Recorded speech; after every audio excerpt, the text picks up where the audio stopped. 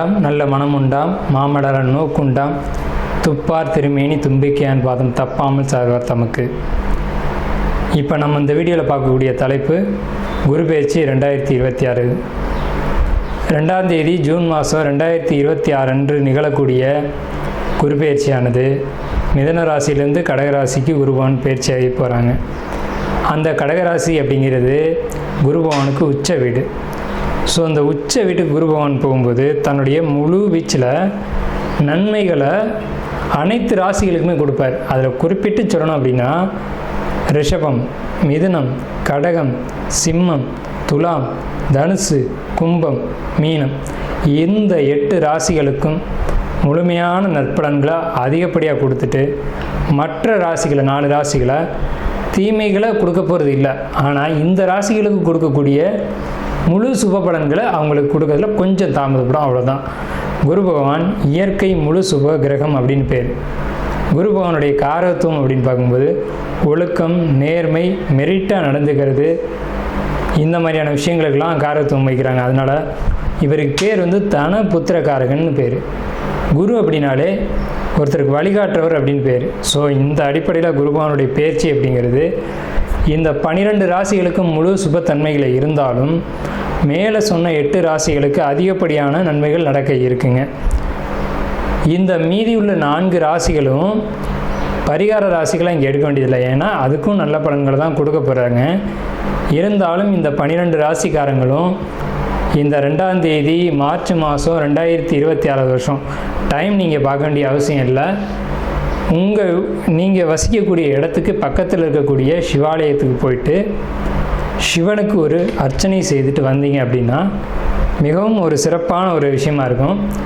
குரு பகவானை வழிபடுறது மூலமாக ஒருத்தருக்கு தனம் கிடைக்கும், கல்வி கிடைக்கும், பொருளாதாரம் கிடைக்கும், சமுதாயம் அந்தஸ்து கிடைக்கும், கௌரவம் கிடைக்கும்.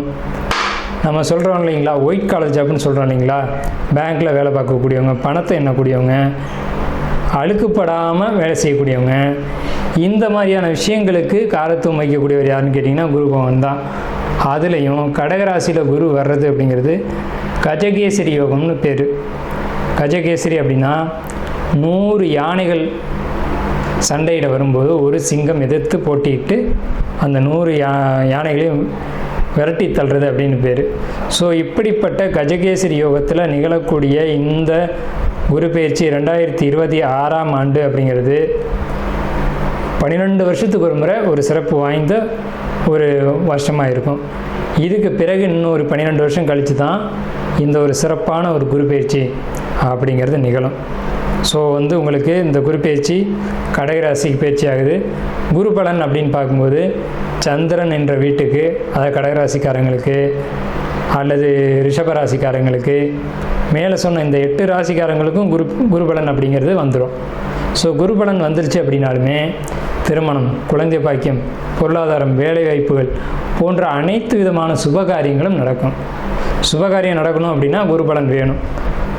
சந்திரன் என்ற வீட்டுக்கு குரு வர்றது, அவர் வீட்டுக்கு சந்திரன் என்ற வீட்டுக்கு 2ஆம் வீட்டில் குரு வர்றது, சந்திரன் என்ற வீட்டுக்கு 5ஆம் வீட்டில் குரு வர்றது, சந்திரன் என்ற வீட்டுக்கு 7ஆம் வீட்டில் குரு வர்றது. இப்போது மகர ராசிக்காரங்களுக்கு 7ல் குரு, இதுவே மீன ராசிக்காரங்களுக்கு 5ல் குரு, இப்படி 5, 7, 9, 11. இப்போ அந்த அடிப்படையில் பார்க்கும்போது மீன ராசிக்காரங்களுக்கு 5ல் குரு, தனுசு ராசிக்காரங்களுக்கு அது விழுகாது. இதுவே விருச்சிக ராசிக்காரங்களுக்கு 9ல் குரு. அப்போ விருச்சிக ராசிக்காரங்களுக்கு குரு பலன் இருக்குது 11. கன்னி ராசிக்காரங்களுக்கு 11ல் குரு. ஸோ இவங்களுக்கெல்லாம் கன்னி, கடகம், விருச்சிகம், மகரம், மீனம் இந்த ராசிக்காரங்களுக்கெல்லாம் குரு பலன் அப்படிங்கிறது நிகழ்ந்திருக்கு. 26வது நட்சத்திரம் உத்திரட்டாதி நட்சத்திரம் உங்களுக்கான சிறப்பு குரு பெயர்ச்சி பலன்கள் 2/6/2026 அன்று நிகழக்கூடிய அந்த குரு பெயர்ச்சி பலன்கள் அப்படிங்கிறது மிக மிக மிக சிறப்பான பலன்களை உங்களுக்கு கொடுக்க இருக்குது. இது நாள் வரைக்கும் ஜென்மச்சனின்னு சொல்லிக்கிட்டு இருந்த நீங்கள், கடன் சுமைன்னு சொல்லியிருந்த நீங்கள், உண்மையிலேயே கடன் சுமை தீருதா அப்படின்னு கேட்டிங்கன்னா உங்கள் ராசிக்கு 6ஆம் இடத்துல உச்சம் பெறக்கூடிய குரு உங்கள் ராசியே உங்களுடைய நட்சத்திரத்தையே பார்க்குது. அதே சமயத்தில் உங்களுடைய நட்சத்திராதிபதின்னு சொல்லக்கூடிய சனி பகவானை வலுத்து பார்வை செய்கிறதுனால கடனை எப்படி அடைக்கிறது, எதன் மூலமாக கடன் அடைக்கிற சோர்ஸ் இருக்குது, கடனை அடைச்சிட்டு தொழில் பண்ணி எப்படி முன்னேறது அப்படின்னு சொல்லக்கூடிய விஷயங்களை கையில் எடுத்து வெற்றி அடைய போகிறீங்க. நிச்சயமான வெற்றி அப்படிங்கிறது இந்த 2ஆம் தேதிக்கு பிறகு தான் உங்களுக்கு நிச்சயமாக ஒரு நல்ல ஒரு வெற்றி அப்படிங்கிறது இருக்குது.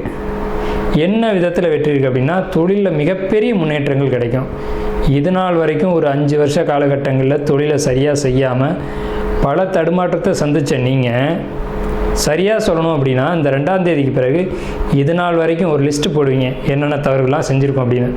அந்த லிஸ்ட்டில் இருக்க விஷயத்தை பூரா ரிமூவ் பண்ணிவிட்டு சரியான விஷயத்தை கையாண்டு வெற்றி அடைய போகிறீங்க.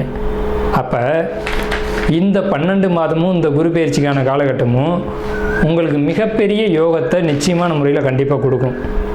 அதில் மாற்றுக்கிறதுக்கு இடமில்ல. ஏன்னா உங்கள் ராசி நாதன் அப்படின்னு சொல்லக்கூடியவர் குரு பகவான் உங்களுடைய ராசிக்கு 5ஆம் இடத்துல போய் உச்சமடைகிறார்.